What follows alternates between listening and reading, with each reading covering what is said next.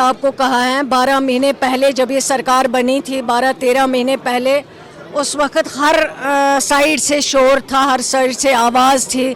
वहाँ MRI नहीं है, डॉक्टर नहीं है, टीचर नहीं है, लेक्चरर नहीं है, प्रोफेसर नहीं है, प्रिंसिपल नहीं है, ZDO नहीं है, CEO नहीं है। लेकिन अल्लाह का शुक्र है इन 12 महीनों में आप अगर हायर एजुकेशन में जो हमारे कॉलेज थे वो हेडलेस थे, लेकिन आज हर कॉलेज में प्रिंसिपल लगा है, आज ZDO है, आज CO है, आज आपके पास DPCs हुए हैं, प्रमोट हुए हमारे मास्टर्स, टीचर्स, लेक्चरर्स, प्रोफेसर्स। और जो पेंडिंग काम थे जैसे CPWs, एक बहुत बड़ी अचीवमेंट है उस सरकार की, जो कंटिजेंट पेड वर्कर्स है उनको रेगुलराइज किया गया और ये पहली बार हुआ है इस सरकार के दौरान, आज तक नहीं हुआ। शुक्रिया।